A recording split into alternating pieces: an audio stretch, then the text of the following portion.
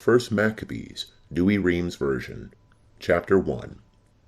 Now, it came to pass after that Alexander, the son of Philip the Macedonian, who first reigned in Greece, coming out of the land of Sethim, had overthrown Darius, king of the Persians and Medes.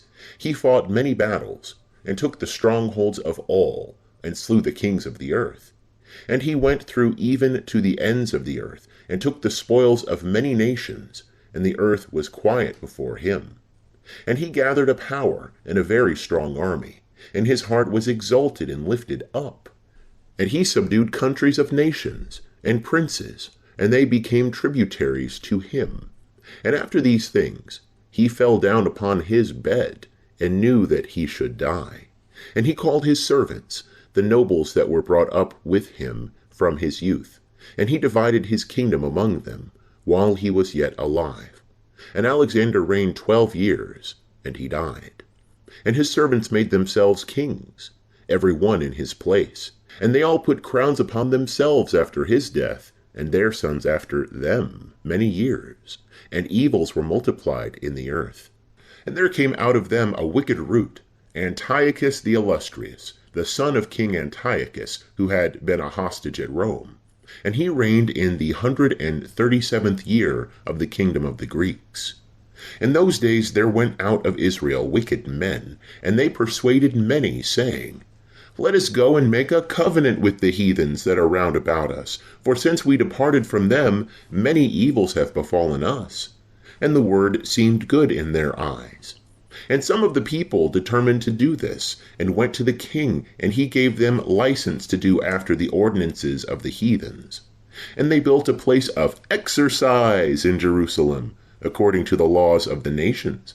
And they made themselves prepuces, and departed from the holy covenant, and joined themselves to the heathens, and were sold to do evil. And the kingdom was established before Antiochus, and he had a mind to reign over the land of Egypt, that he might reign over 2 kingdoms. And he entered into Egypt with a great multitude, with chariots and elephants and horsemen, and a great number of ships. And he made war against Ptolemy, king of Egypt. But Ptolemy was afraid at his presence, and fled, and many were wounded unto death. And he took the strong cities in the land of Egypt, and he took the spoils of the land of Egypt. And after Antiochus had ravaged Egypt, in the 143rd year, he returned and went up against Israel. And he went up to Jerusalem with a great multitude. And he proudly entered into the sanctuary, and took away the golden altar, and the candlestick of light, and all the vessels thereof, and the table of proposition, and the pouring vessels, and the vials, and the little mortars of gold, and the veil, and the crowns, and the golden ornament that was before the temple, and he broke them all in pieces. And he took the silver and gold, and the precious vessels, and he took the hidden treasures which he found, and when he had taken all away, he departed into his own country. And he made a great slaughter of men, and spoke very proudly. And there was great mourning in Israel, and in every place where they were. And the princes and the ancients mourned, and the virgins and the young men were made feeble, and the beauty of the women was changed. Every bridegroom took up lamentation, and the bride that sat in the marriage bed mourned. And the land was moved for the inhabitants thereof, and all the house of Jacob was covered with confusion. And after 2 full years, the king sent the chief collector of his tributes to the cities of Judah, and he came to Jerusalem with a great multitude. And he spoke to them peaceable words in deceit, and they believed him. And he fell upon the city suddenly, and struck it with a great slaughter, and destroyed much people in Israel. And he took the spoils of the city, and burnt it with fire, and threw down the houses thereof, and the walls thereof round about. And they took the women captive, and the children, and the cattle they possessed. And they built the city of David with a great and strong wall, and with strong towers, and made it a fortress for them. And they placed there a sinful nation, wicked men. Then they fortified themselves therein, and they stored up armor and victuals, and gathered together the spoils of Jerusalem, and laid them up there, and they became a great snare. And this was a place to lie in wait against the sanctuary, and an evil devil in Israel. And they shed innocent blood round about the sanctuary, and defiled the holy place. And the inhabitants of Jerusalem fled away by reason of them, and the city was made the habitation of strangers, and she became a stranger to her own seed, and her children forsook her. Her sanctuary was desolate like a wilderness. Her festival days were turned into mourning, her Sabbaths into reproach. Her honors were brought to nothing. Her dishonor was increased according to her glory, and her excellency was turned into mourning. And King Antiochus wrote to all his kingdom that all the people should be one, and every one should leave his own law. And all nations consented according to the word of King Antiochus. And many of Israel consented to his service, and they sacrificed to idols, and profaned the Sabbath. And the king sent letters by the hands of messengers to Jerusalem and to all the cities of Judah, that they should follow the law of the nations of the earth, and should forbid holocausts and sacrifices and atonements to be made in the temple of God, and should prohibit the Sabbath and the festival days to be celebrated. And he commanded the holy places to be profaned, and the holy people of Israel. And he commanded altars to be built, and temples, and idols, and swine's flesh to be immolated, and unclean beasts, and that they should leave their children uncircumcised, and let their souls be defiled with all uncleannesses and abominations, to the end that they should forget the law, and should change all the justifications of God. And that whosoever would not do according to the word of King Antiochus should be put to death. According to all these words, he wrote to his whole kingdom, and he appointed rulers over the people that should force them to do these things. And they commanded the cities of Judah to sacrifice. Then many of the people were gathered to them that had forsaken the law of the Lord, and they committed evils in the land. And they drove away the people of Israel into lurking holes, and into the secret places of fugitives. On the 15th day of the month, Caslu, in the 145th year, King Antiochus set up the abominable idol of desolation upon the altar of God, and they built altars throughout all the cities of Judah round about. And they burnt incense, and sacrificed at the doors of the houses and in the streets. And they cut in pieces and burnt with fire the books of the law of God. And every one with whom the books of the testament of the Lord were found, and whosoever observed the law of the Lord, they put to death, according to the edict of the king. Thus by their power did they deal with the people of Israel, that were found in the cities month after month. And on the 25th day of the month they sacrificed upon the altar of the idol that was over against the altar of God. Now the women that circumcised their children were slain according to the commandment of King Antiochus. And they hanged the children about their neck in all their houses. And those that had circumcised them they put to death. And many of the people of Israel determined with themselves that they would not eat unclean things, and they chose rather to die than to be defiled with unclean meats. And they would not break the holy law of God, and they were put to death. And there was very great wrath upon the people. End of chapter 1. Chapter 2.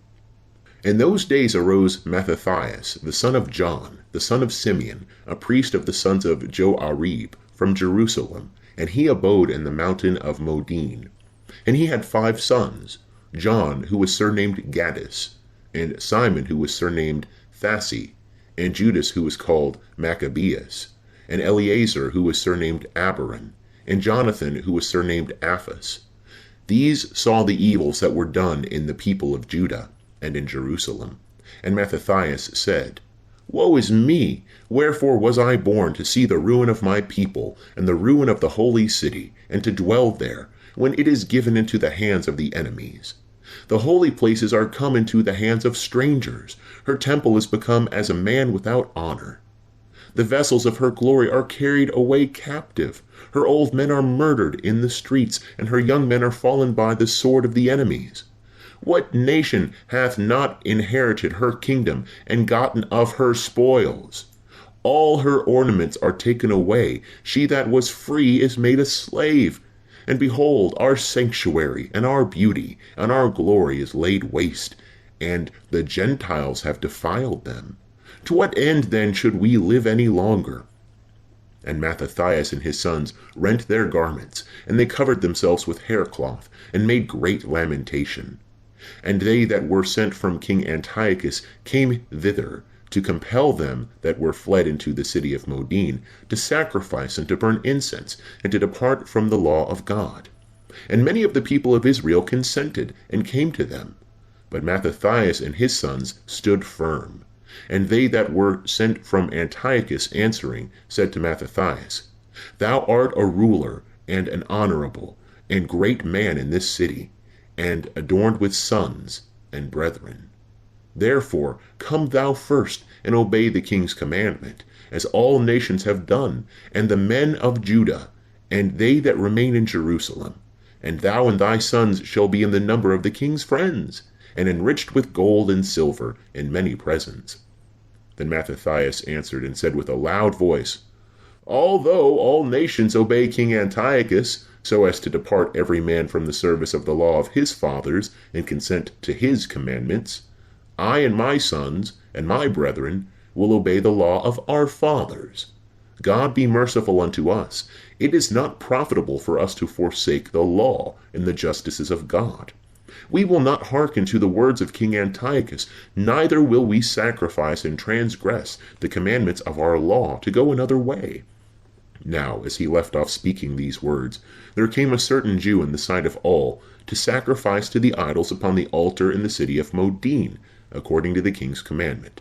And Mattathias saw, and was grieved, and his reins trembled, and his wrath was kindled according to the judgment of the law, and running upon him, he slew him upon the altar.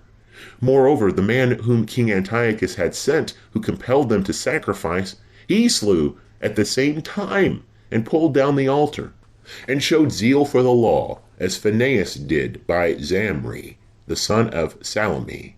And Mattathias cried out in the city with a loud voice, saying, Every one that hath zeal for the law, and maintaineth the testament, let him follow me. So he and his sons fled into the mountains, and left all that they had in the city. Then many that sought after judgment and justice went down into the desert. And they abode there, they and their children, and their wives, and their cattle, because afflictions increased upon them. And it was told to the king's men, and to the army that was in Jerusalem, in the city of David, that certain men who had broken the king's commandment were gone away into the secret places in the wilderness, and that many were gone after them. And forthwith they went out towards them, and made war against them on the Sabbath day. And they said to them, Do you still resist? Come forth, and do according to the edict of King Antiochus, and you shall live. And they said, We will not come forth, neither will we obey the king's edict to profane the Sabbath day. And they made haste to give them battle. But they answered them not, neither did they cast a stone at them, nor stopped up the secret places, saying, Let us all die in our innocency, and heaven and earth shall be witnesses for us that you put us to death wrongfully. So they gave them battle on the Sabbath, and they were slain, with their wives and their children and their cattle, to the number of 1,000 persons. And Mattathias and his friends heard of it, and they mourned for them exceedingly. And every man said to his neighbor, If we shall all do as our brethren have done, and not fight against the heathens for our lives, and our justifications, they will now quickly root us out of the earth. And they determined in that day, saying, Whosoever shall come up against us to fight on the Sabbath day, we will fight against him, and we will not all die, as our brethren that were slain in the secret places. Then was assembled to them the congregation of the Assyrians, the stoutest of Israel, every one that had a good will for the law. And all they that fled from the evils joined themselves to them, and were a support to them. And they gathered an army, and slew the sinners in their wrath, and the wicked men in their indignation, and the rest fled to the nations for safety. And Mattathias and his friends went round about, and they threw down the altars, and they circumcised all the children whom they found in the confines of Israel that were uncircumcised. And they did valiantly. And they pursued after the children of pride, and the work prospered in their hands. And they recovered the law out of the hands of the nations, and out of the hands of the kings, and they yielded not the horn to the sinner. Now the days drew near that Mattathias should die. And he said to his sons, Now hath pride and chastisement gotten strength, and the time of destruction, and the wrath of indignation. Now therefore, O my sons, be ye zealous for the law, and give your lives for the covenant of your fathers, and call to remembrance the works of the fathers, which they have done in their generations, and you shall receive great glory and an everlasting name. Was not Abraham found faithful in temptation, and it was reputed to him unto justice? Joseph in the time of his distress kept the commandment, and he was made Lord of Egypt. Phinehas our father, by being fervent in the zeal of God, received the covenant of an everlasting priesthood. Jesus, whilst he fulfilled the word, was made ruler in Israel. Caleb, for bearing witness before the congregation, received an inheritance. David, by his mercy, obtained the throne of an everlasting kingdom. Elias, while he is full of zeal for the law, was taken up into heaven. Ananias and Azarias and Misael, by believing, were delivered out of the flame. Daniel, in his innocency, was delivered out of the mouth of the lions. And thus consider, through all generations, that none that trust in him fail in strength. And fear not the words of a sinful man, for his glory is dung and worms. Today he is lifted up, and tomorrow he shall not be found, because he is returned into his earth, and his thought is come to nothing. You therefore, my sons, take courage and behave manfully in the law, for by it you shall be glorious. And behold, I know that your brother Simon is a man of counsel. Give ear to him always, and he shall be a father to you.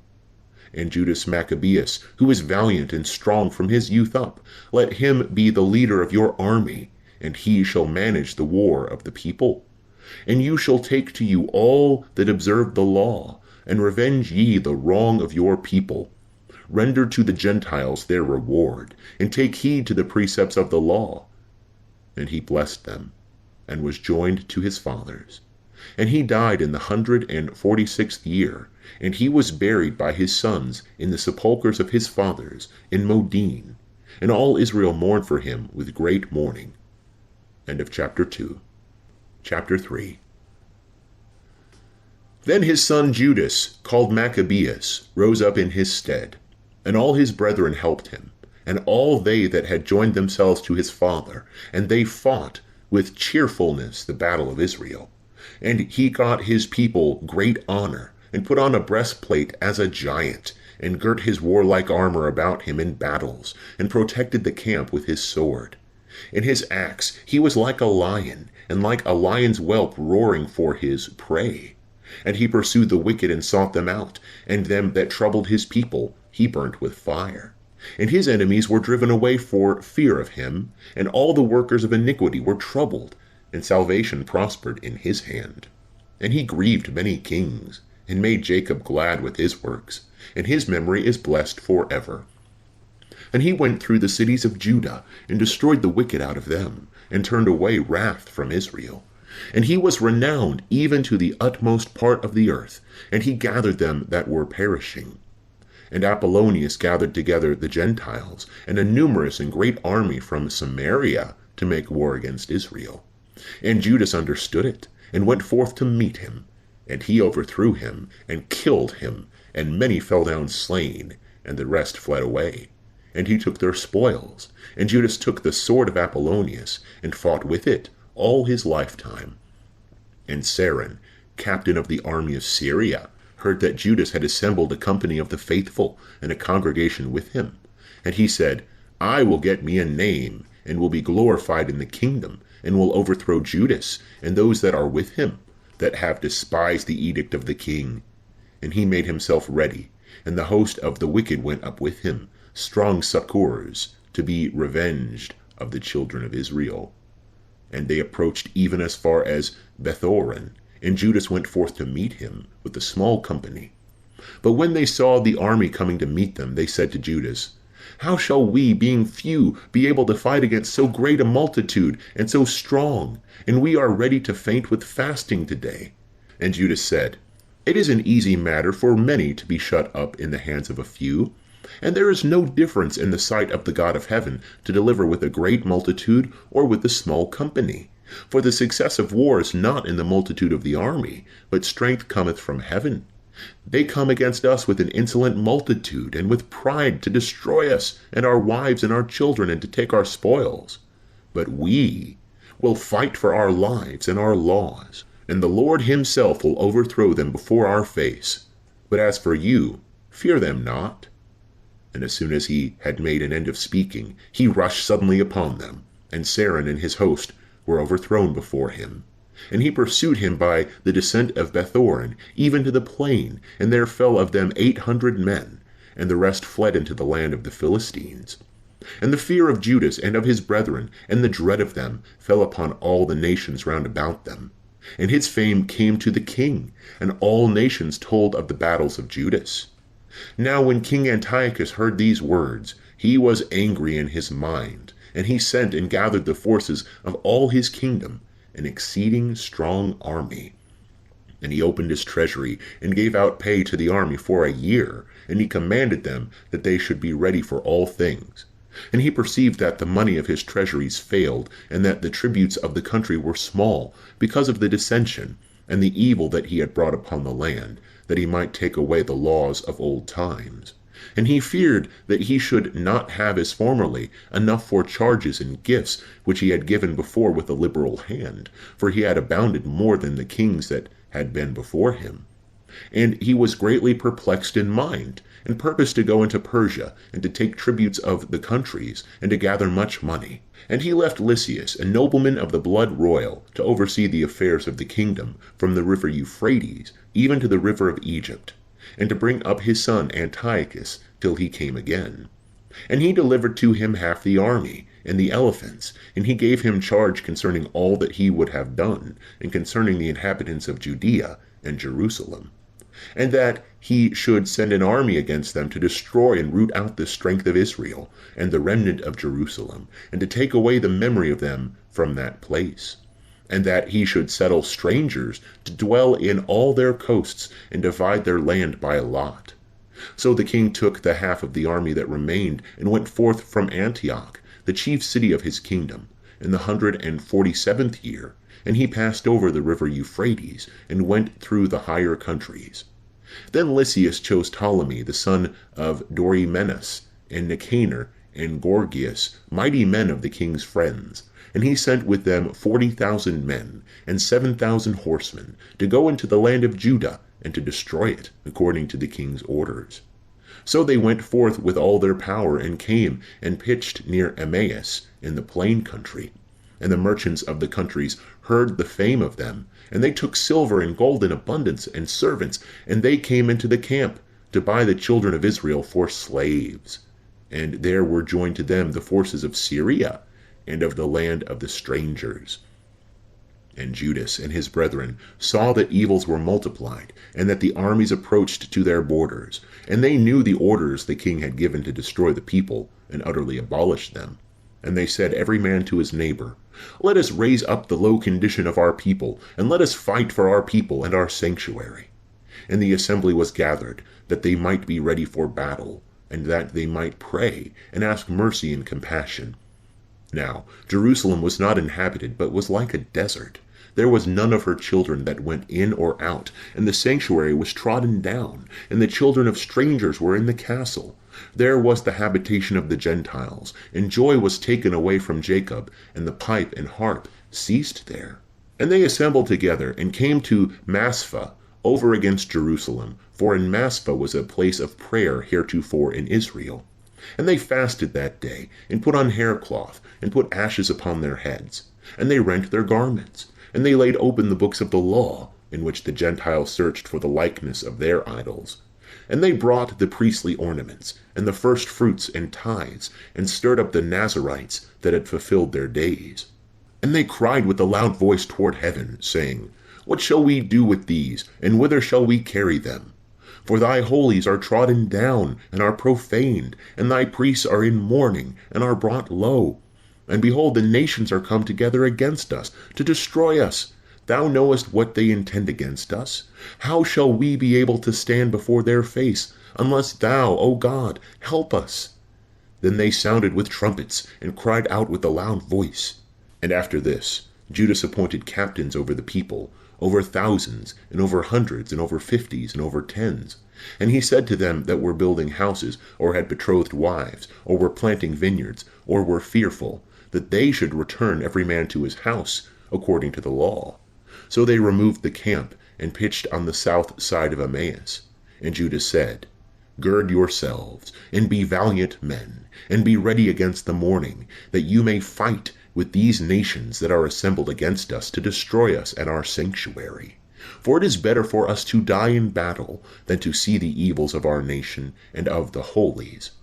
Nevertheless, as it shall be the will of God in heaven, so be it done. End of chapter 3. Chapter 4. Then Gorgias took 5,000 men, and 1,000 of the best horsemen, and they removed out of the camp by night, that they might come upon the camp of the Jews, and strike them suddenly. And the men that were of the castle were their guides. And Judas heard of it, and rose up, he and the valiant men, to attack the king's forces that were in Emmaus.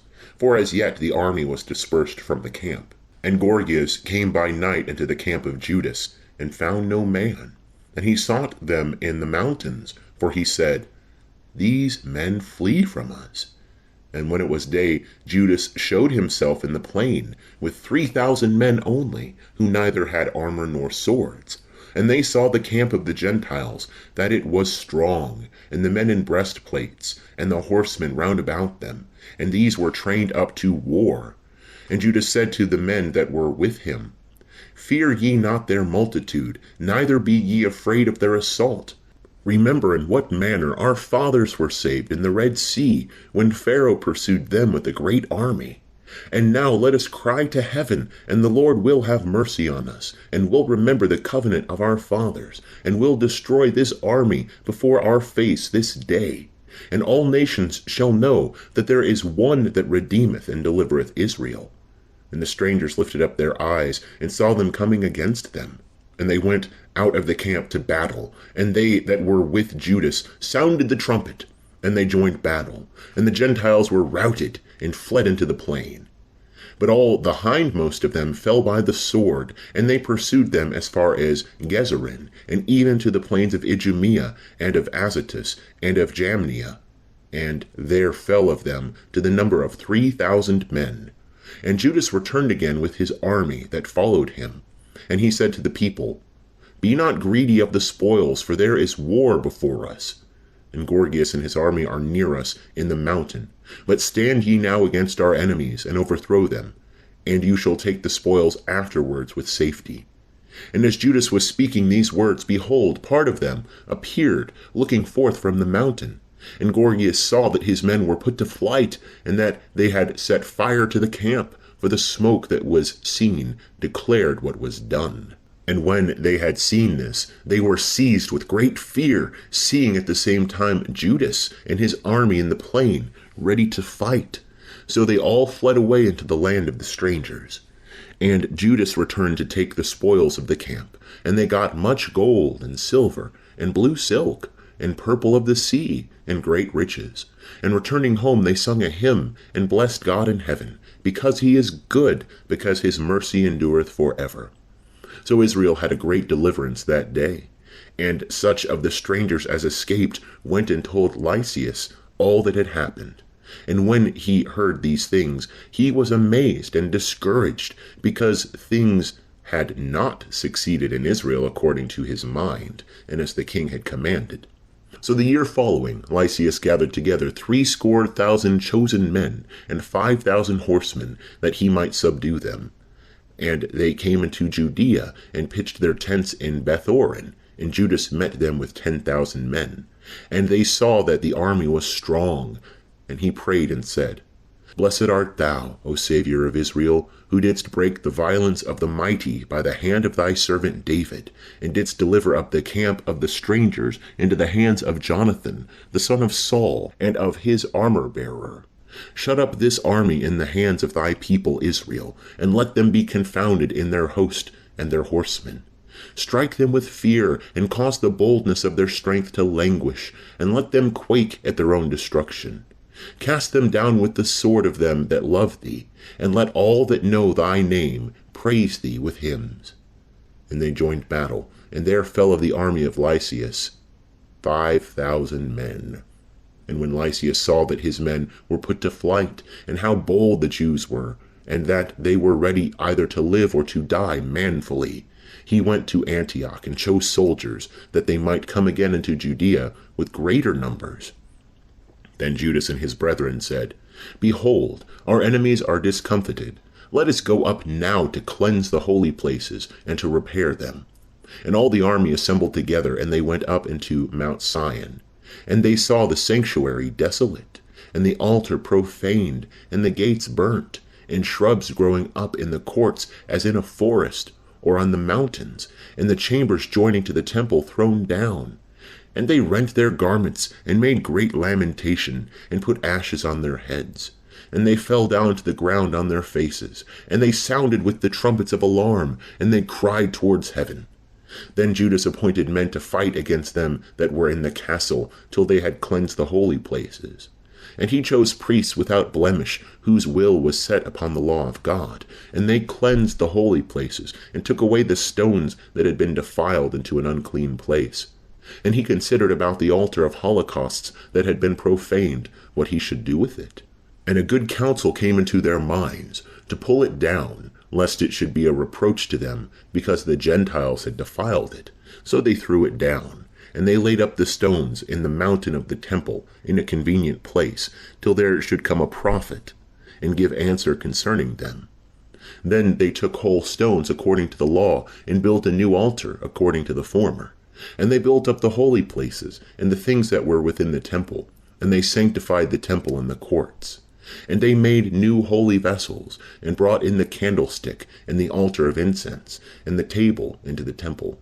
And they put incense upon the altar, and lighted up the lamps that were upon the candlestick, and they gave light in the temple. And they set the loaves upon the table, and hung up the veils, and finished all the works that they had begun to make. And they arose before the morning on the 25th day of the 9th month, which is the month of Caslu, in the 148th year. And they offered sacrifice, according to the law, upon the new altar of holocausts which they had made, according to the time and according to the day wherein the heathens had defiled it. In the same was it dedicated anew, with canticles, and harps, and lutes, and cymbals. And all the people fell upon their faces, and adored, and blessed up to heaven him that had prospered them. And they kept the dedication of the altar 8 days, and they offered holocausts with joy, and sacrifices of salvation and of praise. And they adorned the front of the temple with crowns of gold, and escutcheons, and they renewed the gates, and the chambers, and hanged doors upon them. And there was exceeding great joy among the people, and the reproach of the Gentiles was turned away. And Judas and all his brethren, and all the church of Israel decreed that the day of the dedication of the altar should be kept in its season from year to year for 8 days, from the 25th day of the month of Caslu, with joy and gladness. They built up also at that time Mount Sion, with high walls and strong towers round about, lest the Gentiles should at any time come and tread it down, as they did before. And he placed a garrison there to keep it, and he fortified it, to secure Bethsura, that the people might have a defense against Idumea. End of chapter 4. Chapter 5. Now it came to pass, when the nations round about heard that the altar and the sanctuary were built up as before, that they were exceeding angry. And they thought to destroy the generation of Jacob that were among them. And they began to kill some of the people, and to persecute them. Then Judas fought against the children of Esau in Idumea, and them that were in Acrabathane, because they beset the Israelites round about.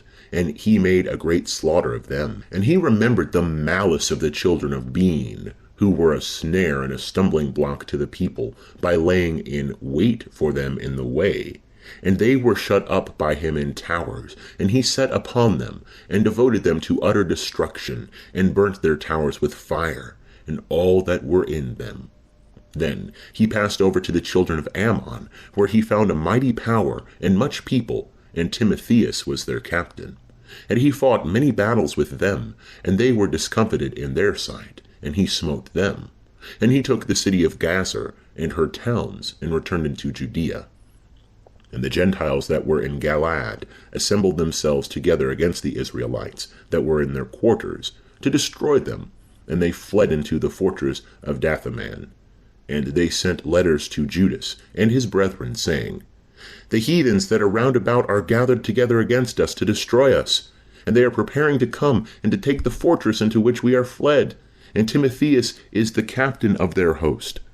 Now therefore come and deliver us out of their hands, for many of us are slain, and all our brethren that were in the places of Tubin are killed, and they have carried away their wives and their children captives, and taken their spoils, and they have slain there almost 1,000 men. And while they were yet reading these letters, behold, there came other messengers out of Galilee, with their garments rent, who related according to these words, saying, that they of Ptolemais, and of Tyre, and of Sidon, were assembled against them, and all Galilee is filled with strangers, in order to consume us. Now when Judas and the people heard these words, a great assembly met together to consider what they should do for their brethren that were in trouble, and were assaulted by them. And Judas said to Simon his brother, Choose thee men, and go, and deliver thy brethren in Galilee, and I and my brother Jonathan will go into the country of Galaad.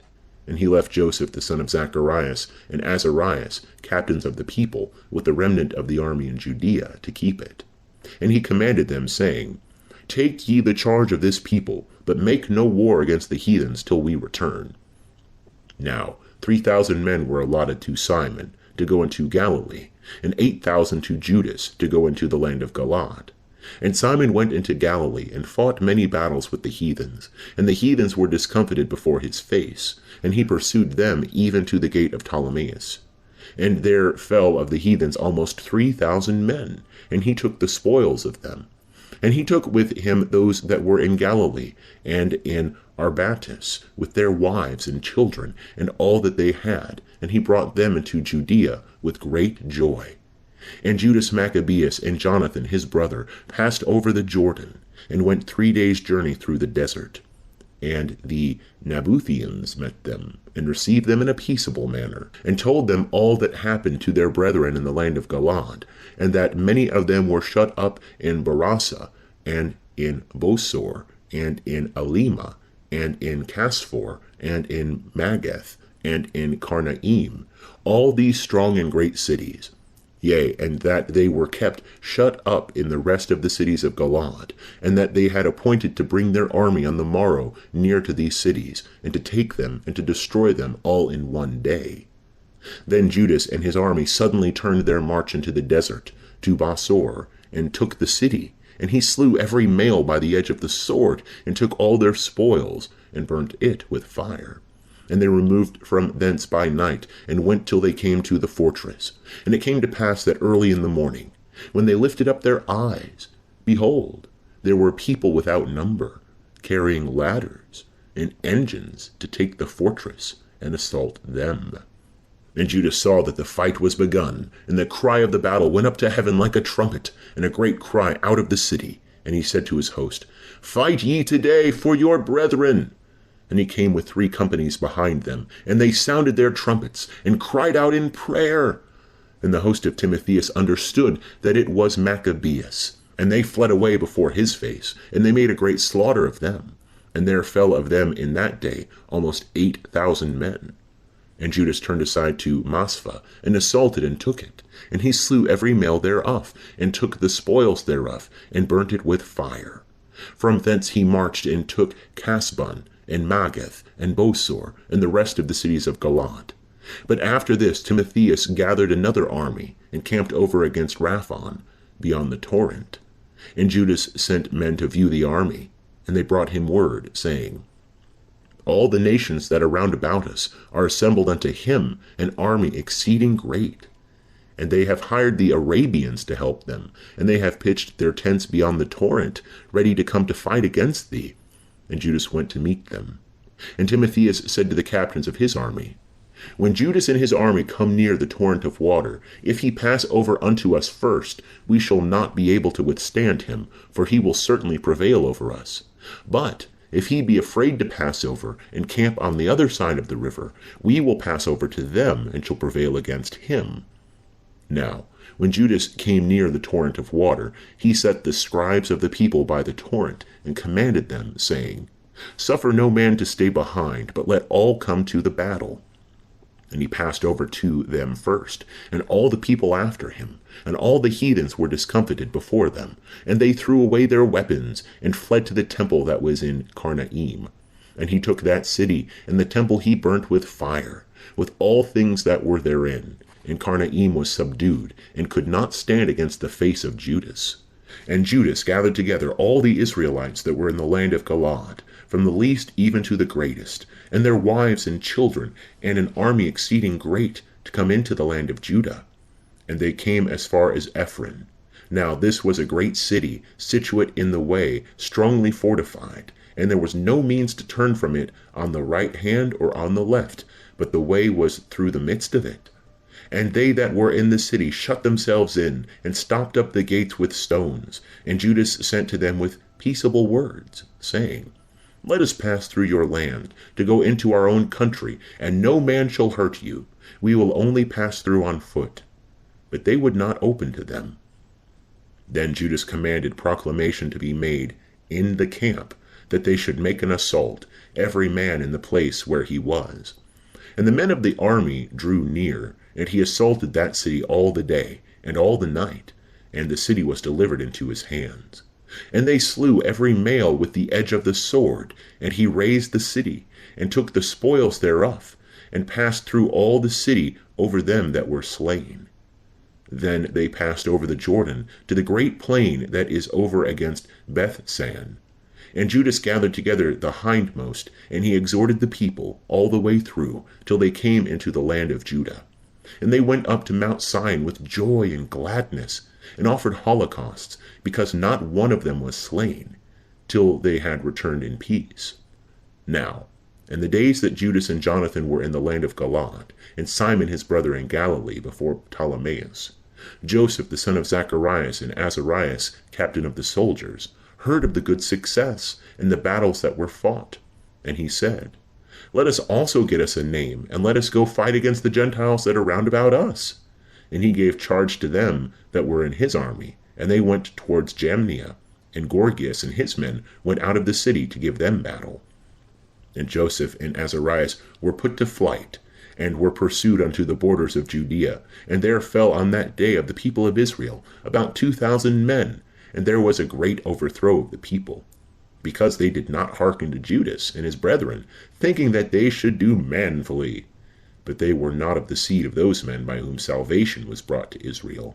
And the men of Judah were magnified exceedingly in the sight of all Israel, and of all the nations where their name was heard. And the people assembled to them with joyful acclamations. Then Judas and his brethren went forth and attacked the children of Esau, and the land towards the south. And he took Hebron and her towns, and he burnt the walls thereof, and the towers all round it. And he removed his camp to go into the land of the aliens, and he went through Samaria.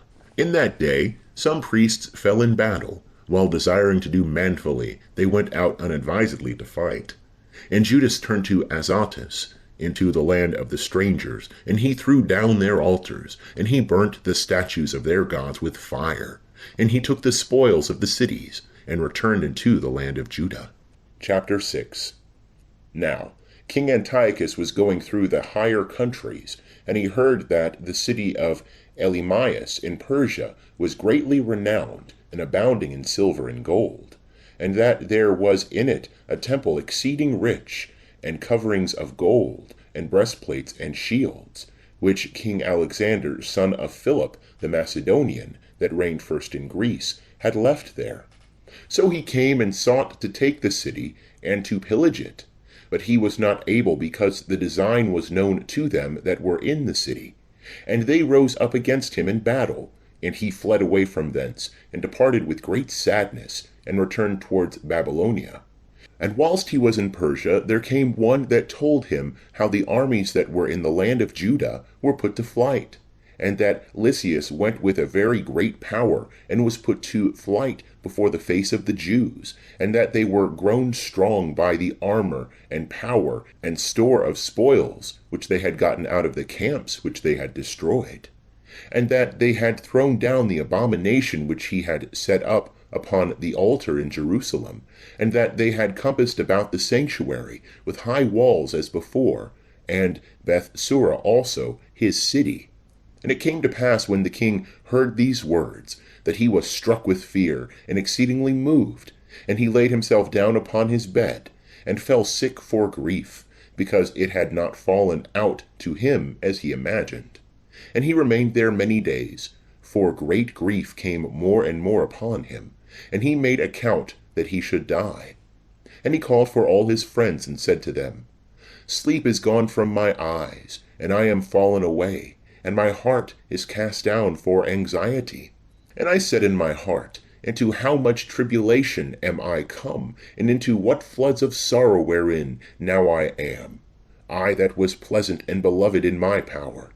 But now I remember the evils that I did in Jerusalem, from whence also I took away all the spoils of gold and of silver that were in it, and I sent to destroy the inhabitants of Judah without cause. I know therefore that for this cause these evils have found me, and behold, I perish with great grief in a strange land. Then he called Philip, one of his friends, and he made him regent over all his kingdom. And he gave him the crown and his robe and his ring, that he should go to Antiochus his son, and should bring him up for the kingdom. So Antiochus died there in the year 149. And Lysias understood that the king was dead, and he set up Antiochus his son to reign, whom he had brought up young, and he called his name Eupator. Now they that were in the castle had shut up the Israelites round about the holy places, and they were continually seeking their hurt, and to strengthen the Gentiles. And Judas purposed to destroy them, and he called together all the people to besiege them. And they came together and besieged them in the year 150, and they made battering slings and engines. And some of the besieged got out, and some wicked men of Israel joined themselves unto them. And they went to the king and said, How long dost thou delay to execute judgment, and to revenge our brethren? We determined to serve thy father, and to do according to his orders, and obey his edicts. And for this they of our nation are alienated from us, and have slain as many of us as they could find, and have spoiled our inheritances. Neither have they put forth their hand against us only, but also against all our borders. And behold, they have approached this day to the castle of Jerusalem to take it, and they have fortified the stronghold of Bethsura. And unless thou speedily prevent them, they will do greater things than these, and thou shalt not be able to subdue them. Now, when the king heard this, he was angry, and he called together all his friends, and the captains of his army, and them that were over the horsemen. There came also to him from other realms, and from the islands of the sea, hired troops. And the number of his army was 100,000 footmen, and 20,000 horsemen, and 32 elephants trained to battle. And they went through Idumea, and approached to Bethsura, and fought many days. And they made engines, but they sallied forth and burnt them with fire, and fought manfully. And Judas departed from the castle, and removed the camp to Beth-Zacharem, over against the king's camp. And the king rose before it was light, and made his troops march on fiercely towards the way of Beth-Zacharem. And the armies made themselves ready for the battle. And they sounded the trumpets, and they showed the elephants the blood of grapes and mulberries to provoke them to fight. And they distributed the beasts by the legions, and there stood by every elephant 1,000 men in coats of mail, and with helmets of brass on their heads, and 500 horsemen, set in order, were chosen for every beast. These before the time, wheresoever the beast was, they were there, and whithersoever it went, they went, and they departed not from it. And upon the beast there were strong wooden towers, which covered every one of them, and engines upon them, and upon every one 32 valiant men, who fought from above, and an Indian to rule the beast. And the rest of the horsemen he placed on this side and on that side, at the 2 wings, with trumpets to stir up the army, and to hasten them forward that stood thick together in the legions thereof. Now, when the sun shone upon the shields of gold and of brass, the mountains glittered therewith, and they shone like lamps of fire. And part of the king's army was distinguished by the high mountains, and the other part by the low places, and they marched on warily and orderly. And all the inhabitants of the land were moved at the noise of their multitude, and the marching of the company, and the rattling of the armor, for the army was exceeding great and strong. And Judas and his army drew near for battle, and there fell of the king's army 600 men. And Eleazar the son of Sarah saw one of the beasts harnessed with the king's harness, and it was higher than the other beasts, and it seemed to him that the king was on it. And he exposed himself to deliver his people, and to get himself an everlasting name. And he ran up to it boldly in the midst of the legion, killing on the right hand and on the left, and they fell by him on this side and that side. And he went between the feet of the elephant, and put himself under it, and slew it. And it fell to the ground upon him, and he died there. Then they, seeing the strength of the king and the fierceness of his army, turned away from them.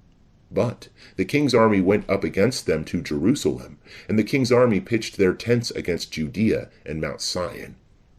And he made peace with them that were in Bethsura, and they came forth out of the city, because they had no victuals, being shut up there, for it was the year of rest to the land. And the king took Bethsura, and he placed there a garrison to keep it. And he turned his army against the sanctuary for many days, and he set up there battering slings, and engines, and instruments to cast fire, and engines to cast stones and javelins, and pieces to shoot arrows and slings. And they also made engines against their engines, and they fought for many days. But there were no victuals in the city, because it was the 7th year, and such as had stayed in Judea, of them that came from among the nations, had eaten the residue of all that which had been stored up. And there remained in the holy places but a few, for the famine had prevailed over them, and they were dispersed every man to his own place. Now Lysias heard that Philip, whom King Antiochus while he lived had appointed to bring up his son Antiochus and to reign, was returned from Persia and Media, with the army that went with him, and that he sought to take upon him the affairs of the kingdom.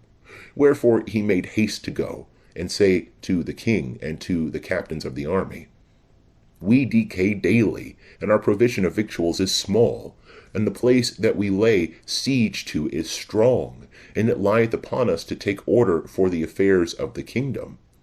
Now therefore let us come to an agreement with these men, and make peace with them, and with all their nation, and let us covenant with them, that they may live according to their own laws, as before, for because of our despising their laws, they have been provoked, and have done all these things. And the proposal was acceptable in the sight of the king, and of the princes, and he sent to them to make peace.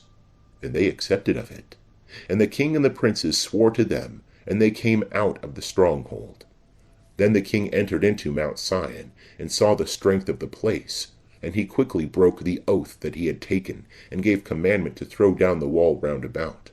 And he departed in haste, and returned to Antioch, where he found Philip master of the city, and he fought against him, and took the city. End of chapter 6. Chapter 7. In the 151st year, Demetrius the son of Seleucus departed from the city of Rome, and came up with few men into a city of the sea coast, and reigned there. And it came to pass, as he entered into the house of the kingdom of his fathers, that the army seized upon Antiochus and Lysias to bring them unto him. And when he knew it, he said, Let me not see their face. So the army slew them, and Demetrius sat upon the throne of his kingdom. And there came to him the wicked and ungodly men of Israel, and Alcimus was at the head of them, who desired to be made high priest. And they accused the people to the king, saying, Judas and his brethren have destroyed all thy friends, and he hath driven us out of our land.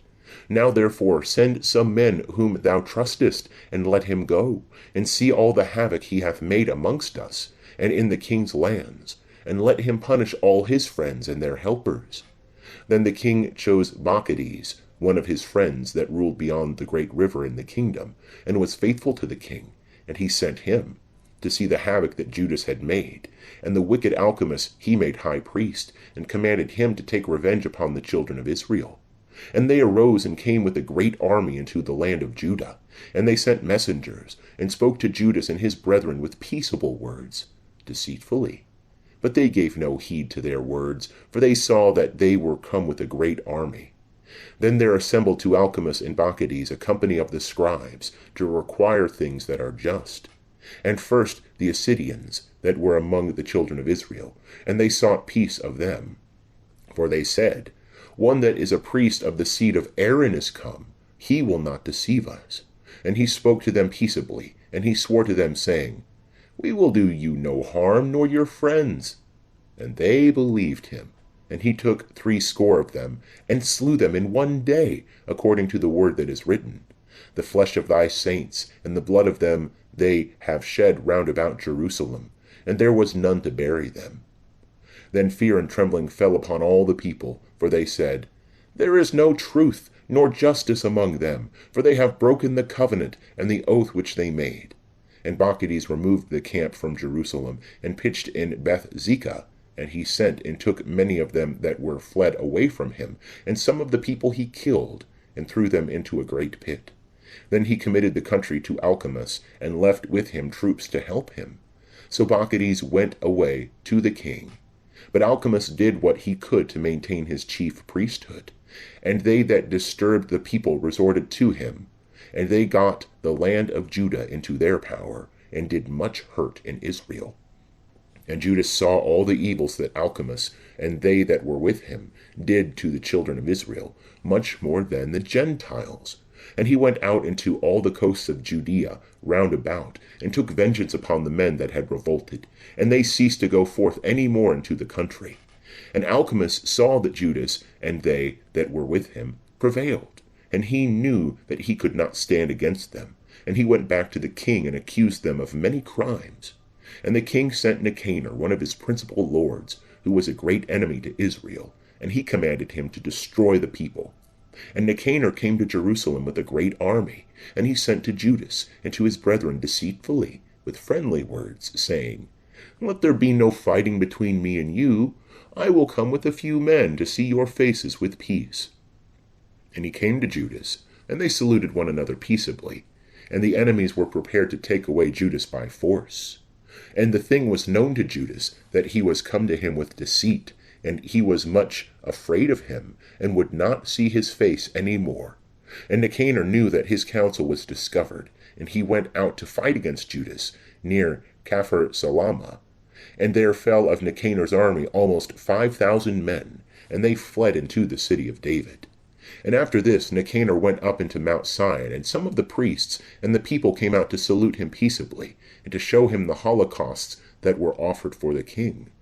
But he mocked and despised them, and abused them, and he spoke proudly, and swore in anger, saying, Unless Judas and his army be delivered into my hands, as soon as ever I return in peace, I will burn this house. And he went out in a great rage. And the priests went in and stood before the face of the altar in the temple, and weeping they said, Thou, O Lord, hast chosen this house for thy name to be called upon therein, that it might be a house of prayer and supplication for thy people. Be avenged of this man and his army, and let them fall by the sword. Remember their blasphemies, and suffer them not to continue any longer. Then Nicanor went out from Jerusalem, and encamped near to Bethoron, and an army of Syria joined him. But Judas pitched in Adarsa with 3,000 men, and Judas prayed and said, O Lord, When they that were sent by King Sennacherib blasphemed thee, an angel went out and slew of them 185,000. Even so, destroy this army in our sight today, and let the rest know that he hath spoken ill against thy sanctuary, and judge thou him according to his wickedness. And the armies joined battle on the 13th day of the month, Adar. And the army of Nicanor was defeated, and he himself was first slain in the battle. And when his army saw that Nicanor was slain, they threw away their weapons and fled. And they pursued after them 1 day's journey from Adazer, even till ye come to Gazara. And they sounded the trumpets after them with signals. And they went forth out of all the towns of Judea round about, and they pushed them with the horns, and they turned again to them. And they were all slain with the sword, and there was not left of them so much as one. And they took the spoils of them for a booty, and they cut off Nicanor's head and his right hand, which he had proudly stretched out, and they brought it, and hung it up over against Jerusalem. And the people rejoiced exceedingly, and they spent that day with great joy. And he ordained that this day should be kept every year, being the 13th of the month of Adar. And the land of Judah was quiet for a short time. End of chapter 7. Chapter 8. Now Judas heard of the fame of the Romans, that they are powerful and strong, and willingly agree to all things that are requested of them, and that whosoever have come to them, they have made amity with them, and that they are mighty in power. And they heard of their battles, and their noble acts which they had done in Galatia, how they had conquered them and brought them under tribute, and how great things they had done in the land of Spain, and that they had brought under their power the mines of silver and of gold that are there, and had gotten possession of all the place by their counsel and patience, and had conquered places that were very far off from them, and kings that came against them from the ends of the earth, and had overthrown them with great slaughter, and the rest pay them tribute every year. And that they had defeated in battle Philip and Perses the king of the Cetians, and the rest that had borne arms against them, and had conquered them. And how Antiochus the great king of Asia, who went to fight against them, having 120 elephants, with horsemen and chariots, and a very great army, was routed by them. And how they took him alive, and appointed to him that both he and they that should reign after him should pay a great tribute, and that he should give hostages, and that which was agreed upon. And the country of the Indians, and of the Medes, and of the Lydians, some of their best provinces, and those which they had taken from them, they gave to King Eumenes, and that they who were in Greece had a mind to go and to destroy them, and they had knowledge thereof. And they sent a general against them, and fought with them, and many of them were slain, and they carried away their wives and their children captives, and spoiled them, and took possession of their land, and threw down their walls, and brought them to be their servants unto this day. And the other kingdoms and islands that at any time had resisted them, they had destroyed and brought under their power. But with their friends and such as relied upon them, they kept amity, and had conquered kingdoms that were near, and that were far off, for all that heard their name were afraid of them. That whom they had a mind to help to a kingdom, those reigned, and whom they would, they deposed from the kingdom, and they were greatly exalted. And none of all these wore a crown, or was clothed in purple, to be magnified thereby, and that they had made themselves a senate house, and consulted daily 320 men, that sat in council always for the people, that they might do the things that were right, and that they committed their government to one man every year, to rule over all their country, and they all obey one, and there is no envy nor jealousy amongst them. So Judas chose Eupolemus, the son of John, the son of Jacob, and Jason, the son of Eleazar, and he sent them to Rome to make a league of amity and confederacy with them, and that they might take off from them the yoke of the Grecians, for they saw that they oppressed the kingdom of Israel with servitude. And they went to Rome a very long journey, and they entered into the senate house, and said, Judas Maccabeus and his brethren, and the people of the Jews, have sent us to you to make alliance and peace with you, and that we may be registered your confederates and friends. And the proposal was pleasing in their sight. And this is the copy of the writing that they wrote back again, graven in tables of brass, and sent to Jerusalem, that it might be with them there for a memorial of the peace and alliance. Good success be to the Romans, and to the people of the Jews, by sea and by land forever, and far be the sword and enemy from them. But if there come first any war upon the Romans, or any of their confederates in all their dominions, the nation of the Jews shall help them according as the time shall direct, with all their heart. Neither shall they give them whilst they are fighting, or furnish them with wheat, or arms, or money, or ships, as it hath seemed good to the Romans. And they shall obey their orders, without taking anything of them. In like manner also, if war shall come first upon the nation of the Jews, the Romans shall help them with all their heart, according as the time shall permit them. And there shall not be given to them that come to their aid, either wheat, or arms, or money, or ships, as it hath seemed good to the Romans, and they shall observe their orders without deceit. According to these articles did the Romans covenant with the people of the Jews. And if, after this, one party or the other shall have a mind to add to these articles, or take away anything, they may do it at their pleasure, and whatsoever they shall add or take away shall be ratified. Moreover, concerning the evils that Demetrius the king hath done against them, we have written to him, saying, Why hast thou made thy yoke heavy upon our friends and allies, the Jews? If therefore they come again to us complaining of thee, we will do them justice, and will make war against thee by sea and land. End of chapter 8. Chapter 9. In the meantime, when Demetrius heard that Nicanor and his army were fallen in battle, he sent again Bacchus and Alcimus into Judea, and the right wing of his army with them. And they took the road that leadeth to Galgal, and they camped in Masaloth, which is in Arabella. And they made themselves masters of it, and slew many people. In the first month of the 152nd year they brought the army to Jerusalem. And they arose and went to Berea, with 20,000 men, and 2,000 horsemen. Now Judas had pitched his tents in Lasa, and 3,000 chosen men with him. And they saw the multitude of the army, that they were many, and they were seized with great fear, and many withdrew themselves out of the camp, and there remained of them no more than 800 men. And Judas saw that his army slipped away, and the battle pressed upon him, and his heart was cast down, because he had not time to gather them together, and he was discouraged. Then he said to them that remained, Let us arise, and go against our enemies, if we may be able to fight against them. But they dissuaded him, saying, We shall not be able, but let us save our lives now, and return to our brethren, and then we will fight against them, for we are but few. Then Judas said, God forbid we should do this thing, and flee away from them. But if our time be come, let us die manfully for our brethren, and let us not stain our glory.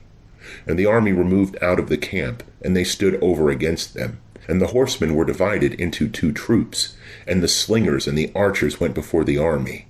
And they that were in the front were all men of valor. And Bacchus was in the right wing, and the legion drew near on 2 sides, and they sounded the trumpets. And they also that were on Judas's side, even they also cried out, and the earth shook at the noise of the armies. And the battle was fought from morning even unto the evening. And Judas perceived that the stronger part of the army of Bacchus was on the right side, and all the stout of heart came together with him. And the right wing was discomfited by them, and he pursued them even to the Mount Azotus. And they that were in the left wing saw that the right wing was discomfited, and they followed after Judas, and them that were with him at their back. And the battle was hard fought, and there fell many wounded of the one side and of the other. And Judas was slain, and the rest fled away. And Jonathan and Simon took Judas their brother, and buried him in the sepulchre of their fathers in the city of Modin. And all the people of Israel bewailed him with great lamentation, and they mourned for him many days, and said, How is the mighty man fallen that saved the people of Israel? But the rest of the words of the wars of Judas, and of the noble acts that he did, and of his greatness, are not written, for they were very many. And it came to pass after the death of Judas, that the wicked began to put forth their heads in all the confines of Israel, and all the workers of iniquity rose up. In those days there was a very great famine, and they and all their country yielded to Bacchides. And Bacchides chose the wicked men, and made them lords of the country. And they sought out and made diligent search after the friends of Judas, and brought them to Bacchides, and he took vengeance of them, and abused them. And there was a great tribulation in Israel, such as was not since the day that there was no prophet seen in Israel.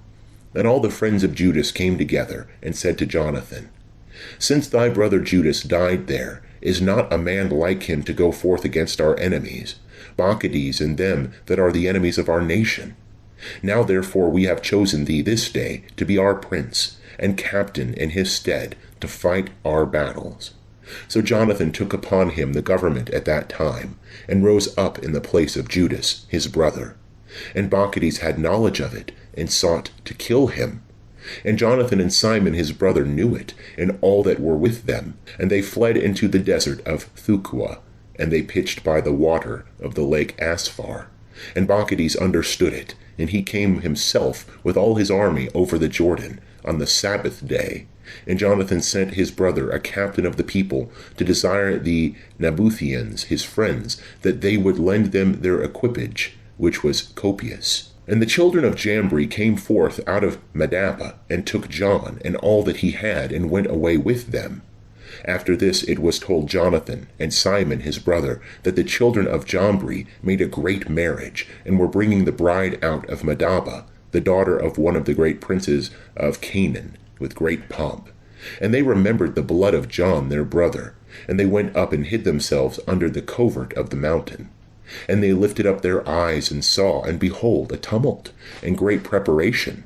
And the bridegroom came forth, and his friends, and his brethren, to meet them with timbrels, and musical instruments, and many weapons. And they rose up against them from the place where they lay in ambush, and slew them. And there fell many wounded, and the rest fled into the mountains, and they took all their spoils. And the marriage was turned into mourning, and the noise of their musical instruments into lamentation. And they took revenge for the blood of their brother, and they returned to the bank of the Jordan. And Bacchides heard it, and he came on the Sabbath day even to the bank of the Jordan with a great power. And Jonathan said to his company, Let us arise and fight against our enemies, for it is not now as yesterday and the day before. For behold, the battle is before us, and the water of the Jordan on this side and on that side, and banks and marshes and woods, and there is no place for us to turn aside. Now therefore cry ye to heaven, that ye may be delivered from the hand of your enemies. And they joined battle. And Jonathan stretched forth his hand to strike Bacchides, but he turned away from him backwards. And Jonathan and they that were with him leapt into the Jordan, and swam over the Jordan to them. And there fell of Bacchides' side that day 1,000 men, and they returned to Jerusalem. And they built strong cities in Judea, the fortress that was in Jericho, and in Amos, and in Bethoron, and in Bethel, and Thamnata, and Farah, and Thopo, with high walls and gates and bars. And he placed garrisons in them, that they might wage war against Israel. And he fortified the city of Bethsura, and Gazara, and the castle, and set garrisons in them, and provisions of victuals. And he took the sons of the chief men of the country for hostages, and put them in the castle in Jerusalem in custody. Now in the year 153, the 2nd month, Alcimus commanded the walls of the inner court of the sanctuary to be thrown down, and the works of the prophets to be destroyed. And he began to destroy. At that time Alcimus was struck, and his works were hindered, and his mouth was stopped, and he was taken with a palsy, so that he could no more speak a word, nor give order concerning his house. And Alcimus died at that time in great torment. And Bacchides saw that Alcimus was dead, and he returned to the king, and the land was quiet for 2 years. And all the wicked held a council, saying, Behold, Jonathan, and they that are with him, dwell at ease and without fear. Now therefore let us bring Bacchides hither, and he shall take them all in one night. So they went and gave him counsel, and he arose to come with a great army. And he sent secretly letters to his adherents that were in Judea to seize upon Jonathan and them that were with him. But they could not, for their design was known to them. And he apprehended of the men of the country that were the principal authors of the mischief 50 men, and he slew them. And Jonathan and Simon and they that were with him retired into Bethbessen, which is in the desert. And he repaired the breaches thereof, and they fortified it. And when Bacchides knew it, he gathered together all his multitude, and sent word to them that were of Judea. And he came and camped above Bethbessen, and fought against it many days, and made engines.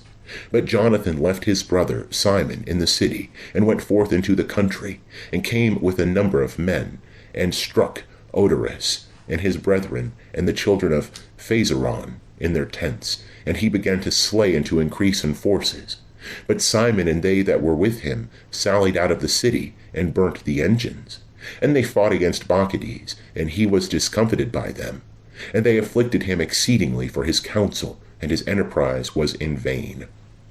And he was angry with the wicked men that had given him counsel to come into their country. And he slew many of them, and he purposed to return with the rest into their country. And Jonathan had knowledge of it, and he sent ambassadors to him, to make peace with him, and to restore to him the prisoners. And he accepted it willingly, and did according to his words, and swore that he would do him no harm all the days of his life. And he restored to him the prisoners which he before had taken out of the land of Judah, and he returned, and went away into his own country, and he came no more into their borders. So the sword ceased from Israel, and Jonathan dwelt in Maccabees, and Jonathan began there to judge the people, and he destroyed the wicked out of Israel. End of chapter 9. Chapter 10. Now, in the 160th year, Alexander the son of Antiochus, surnamed the Illustrious, came up and took Ptolemais, and they received him, and he reigned there. And King Demetrius heard of it, and gathered together an exceeding great army, and went forth against him to fight. And Demetrius sent a letter to Jonathan, with peaceable words, to magnify him. For he said, Let us first make a peace with him, before he make one with Alexander against us. For he will remember all the evils that we have done against him, and against his brother, and against his nation. And he gave him authority to gather together an army, and to make arms, and that he should be his confederate. And the hostages that were in the castle he commanded to be delivered to him. And Jonathan came to Jerusalem, and read the letters in the hearing of all the people, and of them that were in the castle. And they were struck with great fear, because they heard that the king had given him authority to gather together an army. And the hostages were delivered to Jonathan, and he restored them to their parents. And Jonathan dwelt in Jerusalem, and began to build, and to repair the city. And he ordered workmen to build the walls and Mount Sion round about, with square stones for fortification. And so they did. Then the strangers that were in the strongholds which Bacchides had built fled away, and every man left his place and departed into his own country. Only in Bethsura there remained some of them that had forsaken the law and the commandments of God, for this was a place of refuge for them. And King Alexander heard of the promises that Demetrius had made Jonathan, and they told him of the battles, and the worthy acts that he and his brethren had done, and the labors that they had endured. And he said, Shall we find such another man? Now therefore we will make him our friend and our confederate. So he wrote a letter, and sent it to him according to these words, saying, King Alexander, to his brother Jonathan, greetings. We have heard of thee, that thou art a man of great power, and fit to be our friend. Now therefore we make thee this day high priest of thy nation, and that thou be called the king's friend. And he sent him a purple robe and a crown of gold. And that thou be of one mind with us in our affairs, and keep friendship with us. Then Jonathan put on the holy vestment in the 7th month, in the year 160, at the feast day of the tabernacles. And he gathered together an army, and made a great number of arms. And Demetrius heard these words, and was exceeding sorry, and said, What is this that we have done, that Alexander hath prevented us to gain the friendship of the Jews to strengthen himself? I also will write to them words of request and offer dignities and gifts, that they may be with me to aid me. And he wrote to them in these words: King Demetrius to the nation of the Jews, greeting. Whereas you have kept covenant with us, and have continued in our friendship, and have not joined with our enemies, we have heard of it, and are glad. Wherefore now continue still to keep fidelity towards us, and we will reward you with good things, for what you have done in our behalf. And we will remit to you many charges, and will give you gifts. And now I free you and all the Jews from tributes, and I release you from the customs of salt, and remit the crowns, and the thirds of the seed, and the half of the fruit of trees, which is my share. I leave to you from this day forward, so that it shall not be taken of the land of Judah, and of the 3 cities that are added thereto, out of Samaria and Galilee, from this day forth and forever. And let Jerusalem be holy and free, with the borders thereof, and let the tenths and tributes be for itself. I yield up also the power of the castle that is in Jerusalem, and I give it to the high priest, to place therein such men as he shall choose, to keep it. And every soul of the Jews that hath been carried captive from the land of Judah, and all my kingdom, I set at liberty, freely, that all be discharged from tributes, even of their cattle. And I will that all the feasts, and the Sabbaths, and the new moons, and the days appointed, and 3 days before the solemn day, and 3 days after the solemn day, be all days of immunity and freedom for all the Jews that are in my kingdom. And no man shall have power to do anything against them, or to molest any of them in any cause. And let there be enrolled in the king's army to the number of 30,000 of the Jews, and allowance shall be made them, as is due to all the king's forces, and certain of them shall be appointed to be in the fortresses of the great king.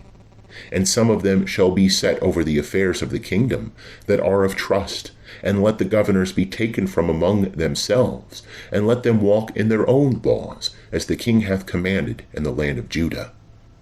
And the 3 cities that are added to Judea, out of the country of Samaria, let them be accounted with Judea, that they may be under one, and obey no other authority but that of the high priest. Ptolemais and the confines thereof I give as a free gift to the holy places that are in Jerusalem, for the necessary charges of the holy things.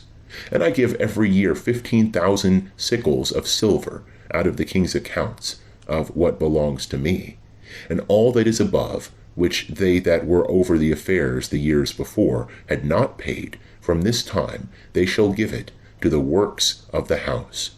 Moreover, the 5,000 sickles of silver, which they received from the account of the holy places, every year shall also belong to the priests that execute the ministry. And whosoever shall flee into the temple that is in Jerusalem, and in all the borders thereof, being indebted to the king for any matter, let them be set at liberty, and all that they have in my kingdom, let them have it free. For the building also, or repairing the works of the holy places, the charges shall be given out of the king's revenues. For the building also of the walls of Jerusalem, and the fortifying thereof round about, the charges shall be given out of the king's account, as also for the building of the walls in Judea. Now, when Jonathan and the people heard these words, they gave no credit to them, nor received them, because they remembered the great evil that he had done in Israel, for he had afflicted them exceedingly. And their inclinations were towards Alexander, because he had been the chief promoter of peace in their regard, and him they always helped. And King Alexander gathered together a great army, and moved his camp near to Demetrius. And the 2 kings joined battle, and the army of Demetrius fled away, and Alexander pursued after him, and pressed them close.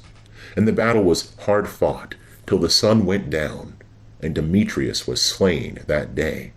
And Alexander sent ambassadors to Ptolemy, king of Egypt, with words to this effect, saying, Forasmuch as I am returned into my kingdom, and am set in the throne of my ancestors, and have gotten the dominion, and have overthrown Demetrius, and possessed our country, and have joined battle with him, and both he and his army have been destroyed by us, and we are placed in the throne of his kingdom.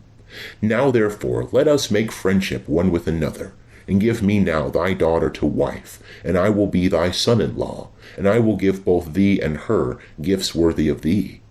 And King Ptolemy answered, saying, Happy is the day wherein thou didst return to the land of thy fathers, and sattest in the throne of their kingdom. And now I will do to thee as thou hast written. But meet me at Ptolemais, that we may see one another, and I may give her to thee as thou hast said. So Ptolemy went out of Egypt with Cleopatra his daughter, and he came to Ptolemais in the 162nd year. And King Alexander met him, and he gave him his daughter Cleopatra, and he celebrated her marriage at Ptolemais with great glory, after the manner of kings. And King Alexander wrote to Jonathan that he should come and meet him.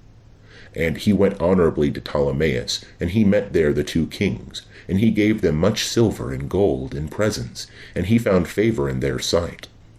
And some pestilent men of Israel, men of a wicked life, assembled themselves against him to accuse him, and the king gave no heed to them. And he commanded that Jonathan's garments should be taken off, and that he should be clothed with purple, and they did so. And the king made him sit by himself. And he said to his princes, Go out with him into the midst of the city, and make proclamation, that no man complain against him of any matter, and that no man trouble him for any manner of cause. So when his accusers saw his glory proclaimed, and him clothed with purple, they all fled away. And the king magnified him, and enrolled him amongst his chief friends, and made him governor, and partaker of his dominion. And Jonathan returned into Jerusalem with peace and joy. In the year 165, Demetrius the son of Demetrius came from Crete into the land of his fathers. And King Alexander heard of it, and was much troubled, and returned to Antioch. And King Demetrius made Apollonius his general, who was governor of Celesyria, and he gathered together a great army, and came to Jamnia, and he sent to Jonathan the high priest, saying, Thou alone standest against us, and I am laughed at and reproached, because thou showest thy power against us in the mountains. Now therefore, if thou trustest in thy forces, come down to us into the plain, and there let us try one another, for with me is the strength of war. Ask and learn who I am, and the rest that help me, who also say that your foot cannot stand before our face. For thy fathers have twice been put to flight in their own land. And now how wilt thou be able to abide the horsemen, and so great an army in the plain, where there is no stone, nor rock, nor place to flee to? Now, when Jonathan heard the words of Apollonius, he was moved in his mind, and he chose 10,000 men, and went out of Jerusalem, and Simon his brother met him to help him. And they pitched their tents near Joppa, but they shut him out of the city, because a garrison of Apollonius was in Joppa, and he laid siege to it. And they that were in the city, being affrighted, opened the gates to him. So Jonathan took Joppa. And Apollonius heard of it, and he took 3,000 horsemen, and a great army, and he went to Azotus, as one that was making a journey. And immediately he went forth into the plain, because he had a great number of horsemen, and he trusted in them. And Jonathan followed after him to Azotus, and they joined battle. And Apollonius left privately in the camp 1,000 horsemen behind them. And Jonathan knew that there was an ambush behind him, and they surrounded his army, and cast darts at the people from morning till evening. But the people stood still as Jonathan had commanded them, and so their horses were fatigued. Then Simon drew forth his army, and attacked a legion, for the horsemen were wearied, and they were discomfited by him, and fled. And they that were scattered about the plain fled into Azotus, and went into Beth-dagon, their idol's temple, there to save themselves. But Jonathan set fire to Azotus, and the cities that were round about it, and took the spoils of them, and the temple of Dagon, and all them that were fled into it, he burnt with fire. So they that were slain by the sword with them that were burnt were almost 8,000 men.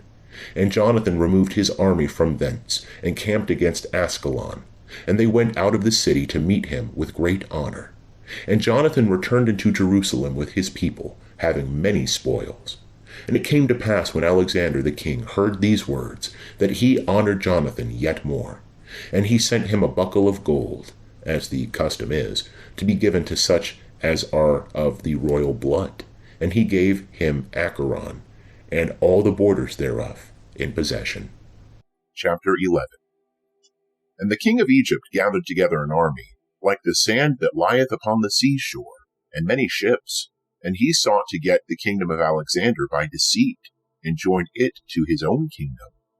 And he went out into Syria with peaceable words, and they opened to him the cities, and met him. For King Alexander had ordered them to go forth to meet him, because he was his father-in-law. Now, when Ptolemy entered into the cities, he put garrisons of soldiers in every city. And when he came near to Azotus, they showed him the temple of Dagon that was burnt with fire, and Azotus and the suburbs thereof that were destroyed, and the bodies that were cast abroad, and the graves of them that were slain in the battle, which they had made near the way. And they told the king that Jonathan had done these things, to make him odious, but the king held his peace. And Jonathan came to meet the king at Joppa with glory, and they saluted one another, and they lodged there. And Jonathan went with the king as far as the river, called Eleutherus, and he returned into Jerusalem. And King Ptolemy got the dominion of the cities by the seaside, even to Seleucia, and he devised evil designs against Alexander. And he sent ambassadors to Demetrius, saying, Come, let us make a league between us, and I will give thee my daughter whom Alexander hath, and thou shalt reign in the kingdom of thy father. For I repent that I have given him my daughter, for he hath sought to kill me. And he slandered him, because he coveted his kingdom. And he took away his daughter, and gave her to Demetrius, and alienated himself from Alexander, and his enmities were made manifest. And Ptolemy entered into Antioch, and set 2 crowns upon his head, that of Egypt, and that of Asia. Now King Alexander was in Cilicia at that time, because they that were in those places had rebelled. And when Alexander heard of it, he came to give him battle. And King Ptolemy brought forth his army, and met him with a strong power, and put him to flight. And Alexander fled into Arabia, there to be protected, and King Ptolemy was exalted. And Zabdiel the Arabian took off Alexander's head, and sent it to Ptolemy. And King Ptolemy died the 3rd day after, and they that were in the strongholds were destroyed by them that were within the camp. And Demetrius reigned in the 167th year. In those days Jonathan gathered together them that were in Judea, to take the castle that was in Jerusalem, and they made many engines of war against it. Then some wicked men that hated their own nation went away to King Demetrius, and told him that Jonathan was besieging the castle. And when he heard it, he was angry, and forthwith he came to Ptolemaeus, and wrote to Jonathan, that he should not besiege the castle, but should come to him in haste, and speak to him. But when Jonathan heard this, he bade them besiege it still, and he chose some of the ancients of Israel, and of the priests, and put himself in danger. And he took gold and silver, and raiment, and many other presents, and went to the king to Ptolemaeus, and he found favor in his sight. And certain wicked men of his nation made complaints against him. And the king treated him as his predecessors had done before, and he exalted him in the sight of all his friends. And he confirmed him in the high priesthood, and all the honors he had before, and he made him the chief of his friends. And Jonathan requested of the king that he would make Judea free from tribute, and the 3 governments in Samaria, and the confines thereof. And he promised him 300 talents. And the king consented, and he wrote letters to Jonathan of all these things, to this effect. King Demetrius, to his brother Jonathan, and to the nation of the Jews, greeting. We send you here a copy of the letter which we have written to Lasthenes, our parent, concerning you, that you might know it. King Demetrius, to Lasthenes, his parent, greetings. We have determined to do good to the nation of the Jews, who are our friends, and keep the things that are just with us, for their good will, which they bear towards us. We have ratified therefore unto them all the borders of Judea, and the 3 cities, Ephraimah, Lydda, and Ramatha, which are added to Judea out of Samaria, and all their confines, tithes to be set apart to all them that sacrifice in Jerusalem, instead of the payments which the king received of them every year, and for the fruits of the land, and of the trees, and as for other things that belong to us of the tithes, and of the tributes, from this time we discharge them of them, salt pans also, and the crowns that were presented to us. We give all to them, and nothing hereof shall be revoked from this time forth and forever. Now therefore see that thou make a copy of these things, and let it be given to Jonathan, and set upon the holy mountain in a conspicuous place. And King Demetrius, seeing that the land was quiet before him, and nothing resisted him, sent away all his forces, every man to his own place, except the foreign army which he had drawn together from the islands of the nations. So all the troops of his fathers hated him. Now there was one Tryphon, who had been of Alexander's party before, who, seeing that all the army murmured against Demetrius, went to Amalkuel, the Arabian, who brought up Antiochus, the son of Alexander, and he pressed him much to deliver him to him, that he might be king in his father's place. And he told him all that Demetrius had done, and how his soldiers hated him. And he remained there many days. And Jonathan sent to King Demetrius, desiring that he would cast out them that were in the castle in Jerusalem, and those that were in the strongholds, because they fought against Israel. And Demetrius sent to Jonathan, saying, I will not only do this for thee and for thy people, but I will greatly honor thee and thy nation when opportunity shall serve.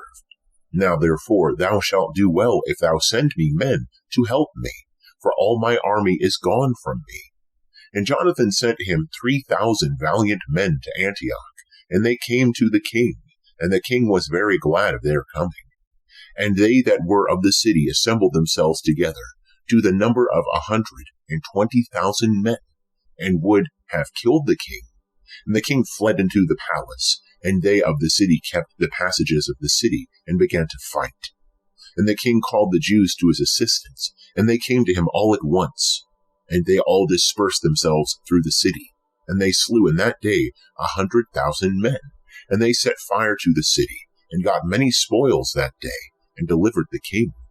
And they that were of the city saw that the Jews had got the city as they would, and they were discouraged in their mind, and cried to the king, making supplication, and saying, Grant us peace, and let the Jews cease from assaulting us in the city. And they threw down their arms, and made peace, and the Jews were glorified in the sight of the king, and in the sight of all that were in his realm, and were renowned throughout the kingdom, and returned to Jerusalem with many spoils. So King Demetrius sat in the throne of his kingdom, and the land was quiet before him. And he falsified all whatsoever he had said, and alienated himself from Jonathan, and did not reward him according to the benefits he had received from him, but gave him great trouble. And after this Tryphon returned, and with him Antiochus the young boy, who was made king, and put on the diadem. And there assembled unto him all the hands which Demetrius had sent away, and they fought against Demetrius, who turned his back and fled. And Tryphon took the elephants, and made himself master of Antioch. And young Antiochus wrote to Jonathan, saying, I confirm thee in the high priesthood, and I appoint thee ruler over the 4 cities, and to be one of the king's friends. And he sent him vessels of gold for his service, and he gave him leave to drink in gold, and to be clothed in purple, and to wear a golden buckle. And he made his brother Simon governor, from the borders of Tyre even to the confines of Egypt. Then Jonathan went forth and passed through the cities beyond the river, and all the forces of Syria gathered themselves to him to help him. And he came to Ascalon, and they met him honorably out of the city. And he went from thence to Gaza, and they that were in Gaza shut him out, and he besieged it, and burnt all the suburbs round about, and took the spoils. And the men of Gaza made supplication to Jonathan, and he gave them the right hand, and he took their sons for hostages, and sent them to Jerusalem. And he went through the country as far as Damascus. And Jonathan heard that the generals of Demetrius were come treacherously to Cades, which is in Galilee, with a great army. purposing to remove him from the affairs of the kingdom. And he went against them, but left his brother Simon in the country. And Simon encamped against Bethsura, and assaulted it many days, and shut them up. And they desired him to make peace, and he granted it them. And he cast them out from thence, and took the city, and placed a garrison in it. And Jonathan and his army encamped by the water of Gennesar, and before it was light they were ready in the plain of Assor. And behold, the army of the strangers met him in the plain, and they laid an ambush for him in the mountains. But he went out against them. And they that lay in ambush rose out of their places and joined battle. And all that were on Jonathan's side fled, and none was left of them, but Mattathias, the son of Absalom, and Judas, the son of Calphi, chief captain of the army. And Jonathan rent his garments, and cast earth upon his head, and prayed. And Jonathan turned again to them to battle, and he put them to flight, and they fought. And they of his part that fled saw this, and they turned again to him, and they all with him pursued the enemies, even to Cades, to their own camp, and they came even thither. And there fell of the aliens in that day 3,000 men, and Jonathan returned to Jerusalem. End of chapter 11. Chapter 12. And Jonathan saw that the time served him, and he chose certain men, and sent them to Rome, to confirm and to renew the amity with them. And he sent letters to the Spartans, and to other places according to the same form. And they went to Rome, and entered into the Senate house, and said, Jonathan the high priest and the nation of the Jews have sent us to renew the amity and alliance, as it was before. And they gave them letters to their governors in every place, to conduct them into the land of Judah with peace. And this is a copy of the letters which Jonathan wrote to the Spartans. Jonathan the high priest, and the ancients of the nation, and the priests, and the rest of the people of the Jews, to the Spartans their brethren, greeting. There were letters sent long ago to Onias the high priest from Arius, who reigned then among you, to signify that you are our brethren, as the copy here underwritten doth specify. And Onias received the ambassador with honor, and received the letters, wherein there was mention made of the alliance and amity. We, though, we needed none of these things, having for our comfort the holy books that are in our hands, chose rather to send to you to renew the brotherhood and friendship, lest we should become stranger to you altogether, for there is a long time past since you sent to us. We therefore at all times without ceasing, both in our festivals and other days wherein it is convenient, remember you in the sacrifices that we offer, and in our observances, as it is meet and becoming to remember brethren. And we rejoice at your glory. But we have had many troubles and wars on every side, and the kings that are round about us have fought against us. But we would not be troublesome to you, nor to the rest of our allies and friends in these wars. For we have had help from heaven, and we have been delivered, and our enemies are humbled. We have chosen, therefore, Numenius, the son of Antiochus, and Antipater, the son of Jason, and have sent them to the Romans, to renew with them the former amity and alliance.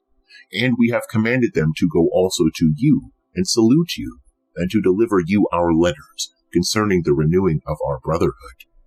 And now you shall do well to give us an answer hereto. And this is the copy of the letter which he had sent to Onias. Arius, king of the Spartans, to Onias, the high priest, greeting.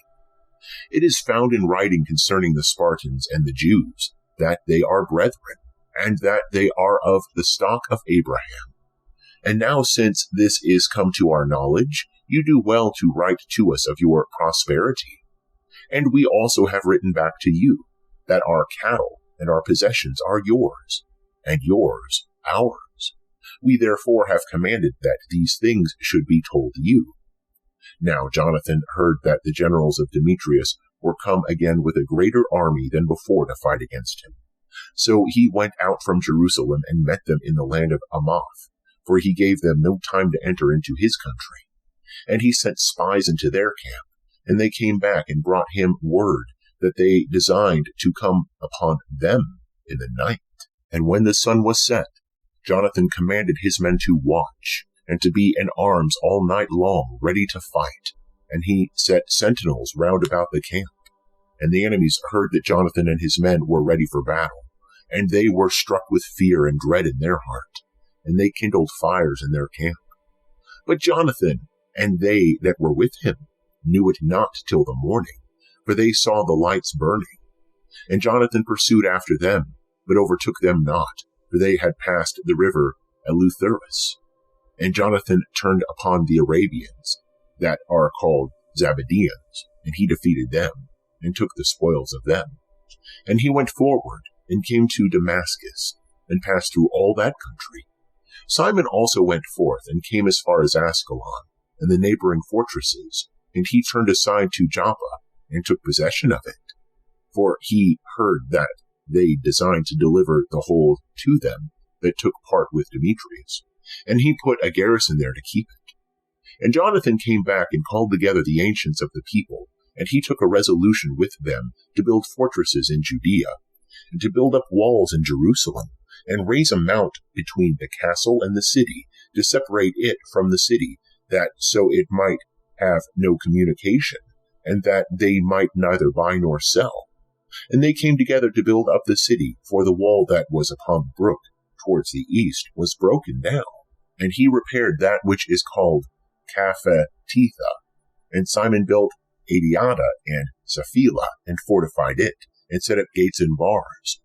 Now, when Tryphon had conceived a design to make himself king of Asia, and to take the crown, and to stretch out his hand against King Antiochus, fearing lest Jonathan would not suffer him, but would fight against him, he sought to seize upon him and to kill him. So he rose up and came to Bethsan.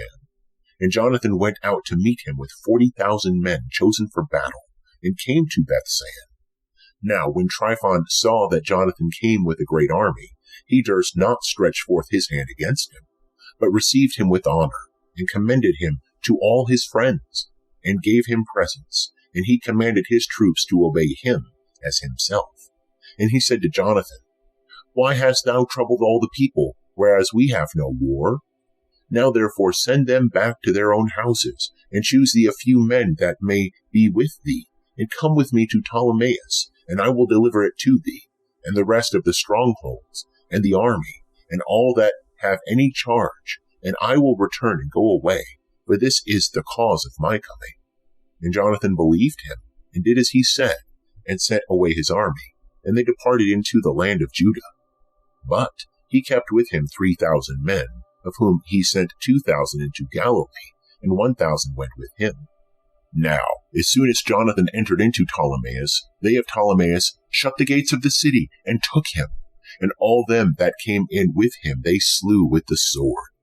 Then Tryphon sent an army and horsemen into Galilee, and into the great plain, to destroy all Jonathan's company. But they, when they understood that Jonathan and all that were with him were taken and slain, encouraged one another, and went out ready for battle. Then they that had come after them, seeing that they stood for their lives, returned back.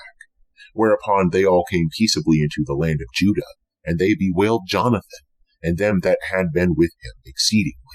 And Israel mourned with great lamentation. Then all the heathens that were round about them sought to destroy them, for they said, They have no prince, nor any to help them. Now therefore let us make war upon them, and take away the memory of them from amongst men. End of chapter 12. Chapter 13. Now Simon heard that Tryphon was gathering together a very great army to invade the land of Judah, and to destroy it. And seeing that the people were in dread and in fear, he went up to Jerusalem, and assembled the people, and exhorted them, saying, You know what great battles I and my brethren, and the house of my father, have fought for the laws, and the sanctuary, and the distresses that we have seen, by reason whereof all my brethren have lost their lives for Israel's sake, and I am left alone. And now, far be it from me to spare my life in any time of trouble, for I am not better than my brethren. I will avenge then my nation, and the sanctuary, and our children and wives, for all the heathens are gathered together to destroy us out of mere malice.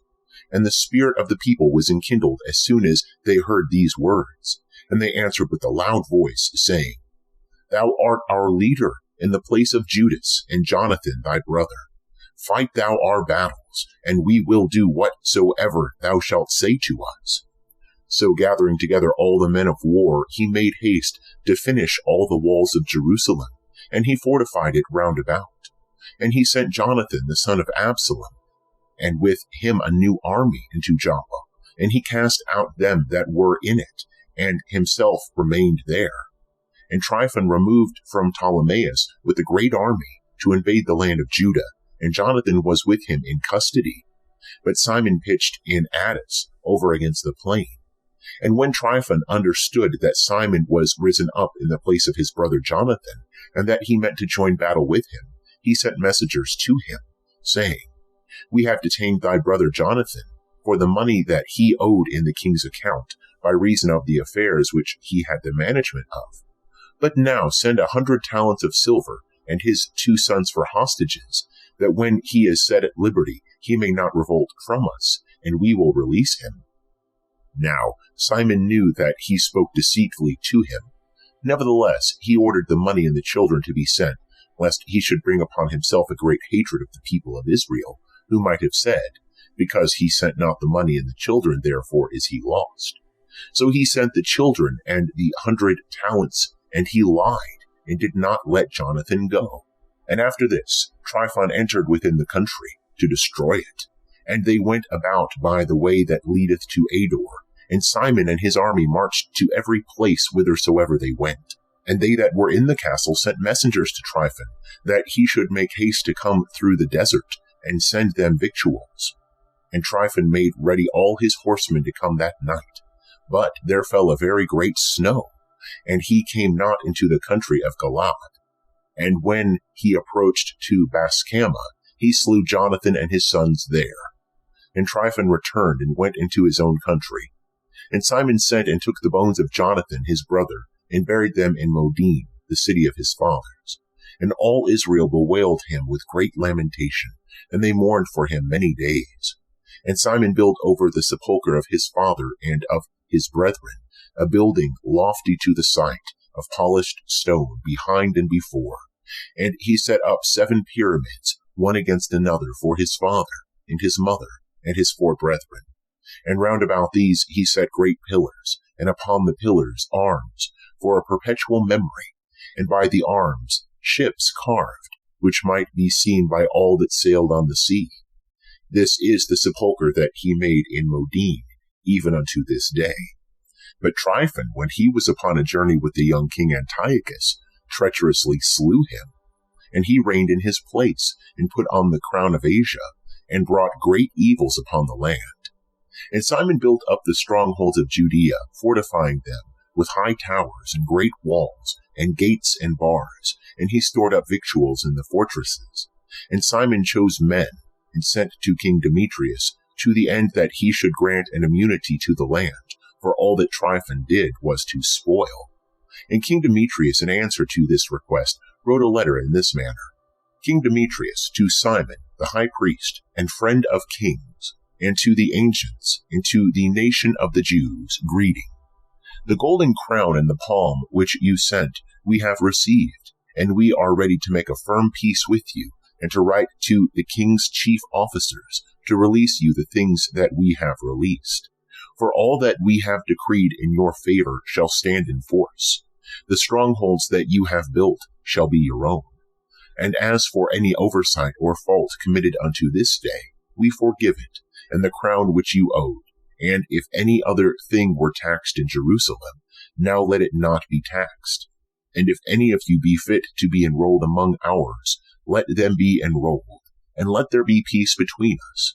In the year 170, the yoke of the Gentiles was taken off from Israel. And the people of Israel began to write in the instruments and public records, the first year under Simon the high priest, the great captain and prince of the Jews.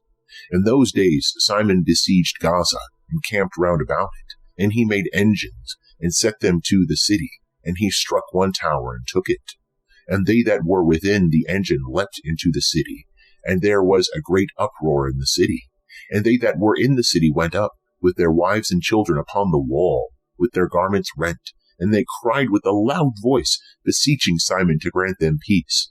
And they said, Deal not with us according to our evil deeds, but according to thy mercy. And Simon, being moved, did not destroy them, but yet he cast them out of the city, and cleansed the houses wherein there had been idols. And then he entered into it with hymns, blessing the Lord. And having cast out of it all uncleanness, he placed in it men that should observe the law, and he fortified it, and made it his habitation. But they that were in the castle of Jerusalem were hindered from going out and coming into the country, and from buying and selling, and they were straitened with hunger, and many of them perished through famine. And they cried to Simon for peace, and he granted it to them. And he cast them out from thence, and cleansed the castle from uncleanness. And they entered into it the 23 day of the 2nd month, in the year 171, with thanksgiving, and branches of palm trees, and harps, and cymbals, and psalteries, and hymns, and canticles, because the great enemy was destroyed out of Israel. And he ordained that these days should be kept every year with gladness. And he fortified the mountain of the temple that was near the castle, and he dwelt there himself, and they that were with him. And Simon saw that John his son was a valiant man for war, and he made him captain of all the forces, and he dwelt in Gazara. End of chapter 13. Chapter 14. In the year 172, King Demetrius assembled his army, and went into Media to get him succours to fight against Tryphon. And Arsaces, the king of Persia and Media, heard that Demetrius was entered within his borders, and he sent one of his princes to take him alive, and bring him to him. And he went and defeated the army of Demetrius, and took him, and brought him to Arsaces, and he put him into custody. And all the land of Judah was at rest all the days of Simon, and he sought the good of his nation, and his power and his glory pleased them well all his days. And with all his glory he took Joppa for a haven, and made an entrance to the isles of the sea. And he enlarged the bounds of his nation, and made himself master of the country. And he gathered together a great number of captives, and had the dominion of Gazara, and of Bethsura, and of the castle, and took away all uncleanness out of it, and there was none that resisted him. And every man tilled his land with peace, and the land of Judah yielded her increase, and the trees of the fields their fruit. The ancient men sat all in the streets, and treated together of the good things of the land, and the young men put on them glory, and the robes of war. And he provided victuals for the cities, and he appointed that they should be furnished with ammunition, so that the fame of his glory was renowned even to the end of the earth. He made peace in the land, and Israel rejoiced with great joy. And every man sat under his vine, and under his fig tree, and there was none to make them afraid. There was none left in the land to fight against them. Kings were discomfited in those days. And he strengthened all those of his people that were brought low, and he sought the law, and took away every unjust and wicked man. He glorified the sanctuary, and multiplied the vessels of the holy places. And it was heard at Rome, and as far as Sparta, that Jonathan was dead, and they were very sorry. But when they heard that Simon his brother was made high priest in his place, and was possessed of all the country, and the cities therein, they wrote to him in tables of brass, to renew the friendship and alliance which they had made with Judas, and with Jonathan his brethren. And they were read before the assembly in Jerusalem. And this is the copy of the letters that the Spartans sent. The princes and the cities of the Spartans, to Simon the high priest, and to the ancients, and the priests, and the rest of the people of the Jews, their brethren, greeting. The ambassadors that were sent to our people have told us of your glory and honor and joy, and we rejoiced at their coming. And we registered what was said by them in the councils of the people in this manner. Numenius, the son of Antiochus, and Antipater, the son of Jason, ambassadors of the Jews, came to us to renew the former friendship with us. And it pleased the people to receive the men honorably, and to put a copy of their words in the public records, to be a memorial to the people of the Spartans. And we have written a copy of them to Simon, the high priest. And after this Simon sent Numenius to Rome with a great shield of gold, of the weight of 1,000 pounds, to confirm the league with them. And when the people of Rome had heard these words, they said, What thanks shall we give to Simon and his sons? For he hath restored his brethren, and hath driven away in fight the enemies of Israel from them. And they decreed him liberty, and registered it in tables of brass, and set it upon pillars in Mount Sion. And this is a copy of the writing. The 18th day of the month Elul, in the year 172, being the 3rd year under Simon, the high priest, at Azar Amel, in a great assembly of the priests and of the people, and the princes of the nation, and the ancients of the country, these things were notified, forasmuch as there have often been wars in our country, and Simon the son of Mattathias of the children of Jerib, and his brethren have put themselves in danger, and resisted the enemies of their nation, for the maintenance of their holy places, and the law, and have raised their nation to great glory. And Jonathan gathered together his nation, and was made their high priest, and he was laid to his people. And their enemies desire to tread down and destroy their country, and to stretch forth their hands against their holy places. Then Simon resisted and fought for his nation, and laid out much of his money, and armed the valiant men of his nation, and gave them wages. And he fortified the cities of Judea and Bethsura, that lieth in the borders of Judea, where the armor of the enemies was before, and he placed there a garrison of Jews. And he fortified Joppa, which lieth by the sea, and Gazara, which bordereth upon Azotus, wherein the enemies dwelt before. And he placed Jews here, and furnished them with all things convenient for their reparation.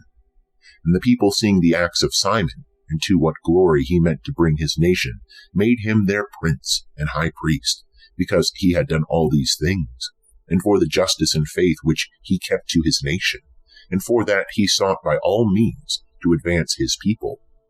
And in his days things prospered in his hands, so that the heathens were taken away out of their country, and they also that were in the city of David in Jerusalem, in the castle, out of which they issued forth, and profaned all places round about the sanctuary, and did much evil to purity. And he placed therein Jews for the defense of the country, and of the city, and he raised up the walls of Jerusalem. And King Demetrius confirmed him in the high priesthood. According to these things he made him his friend, and glorified him with great glory. For he had heard that the Romans had called the Jews their friends, and confederates, and brethren, and that they had received Simon's ambassadors with honor, and that the Jews and their priests had consented that he should be their prince and high priest forever, till there should arise a faithful prophet, and that he should be chief over them, and that he should have the charge of the sanctuary, and that he should appoint rulers over their works, and over their country, and over the armor, and over the strongholds, and that he should have care of the holy places, and that he should be obeyed by all, and that all the writings in the country should be made in his name, and that he should be clothed with purple and gold, and that it should not be lawful for any of the people or of the priests to disannul any of these things, or to gainsay his words, or to call together an assembly in the country without him, or to be clothed with purple, or to wear a buckle of gold. And whosoever shall do otherwise, or shall make void any of these things, shall be punished. And it pleased all the people to establish Simon, and to do according to these words. And Simon accepted thereof, and was well pleased to execute the office of the high priesthood, and to be captain, and prince of the nation of the Jews, and of the priests, and to be chief over all. And they commanded that this writing should be put in tables of brass, and that they should be set up within the compass of the sanctuary, in a conspicuous place, and that a copy thereof should be put in the treasury, that Simon and his sons may have it. End of chapter 14. Chapter 15. And King Antiochus, the son of Demetrius, sent letters from the isles of the sea to Simon, the priest and prince of the nation of the Jews, and to all the people. And the contents were these: King Antiochus to Simon, the high priest, and to the nation of the Jews, greeting. Forasmuch as certain pestilent men have usurped the kingdom of our fathers, and my purpose is to challenge the kingdom, and to restore it to its former estate, and I have chosen a great army, and have built ships of war, and I design to go through the country, that I may take revenge of them that have destroyed our country, and that have made many cities desolate in my realm. Now therefore I confirm unto thee all the oblations which all the kings before me remitted to thee, and what other gifts soever they remitted to thee. And I give thee leave to coin thy own money in thy country, and let Jerusalem be holy and free, and all the armor that hath been made, and the fortresses which thou hast built, and which thou keepest in thy hands, let them remain to thee, and all that is due to the king, and what should be the king's hereafter, from this present and forever, is forgiven thee. And when we shall have recovered our kingdom, we will glorify thee, and thy nation, and the temple with great glory, so that your glory shall be made manifest in all the earth. In the year 174, Antiochus entered into the land of his fathers, and all the forces assembled to him, so that few were left with Tryphon. And King Antiochus pursued after him, and he fled along by the sea coast, and came to Dora, for he perceived that evils were gathered together upon him, and his troops had forsaken him. And Antiochus camped above Dora with 120,000 men of war, and 8,000 horsemen. And he invested the city, and the ships drew near by sea, and they annoyed the city by land and by sea, and suffered none to come in or to go out. And Numenius and they that had been with him came from the city of Rome, having letters written to the kings and countries, the contents whereof were these: Lucius, the consul of the Romans, to King Ptolemy, greeting.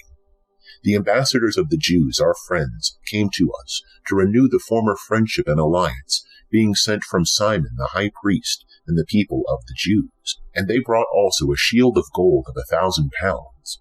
It hath seemed good therefore to us to write to the kings and countries, that they should do them no harm, nor fight against them, their cities or countries, and that they should give no aid to them that fight against them.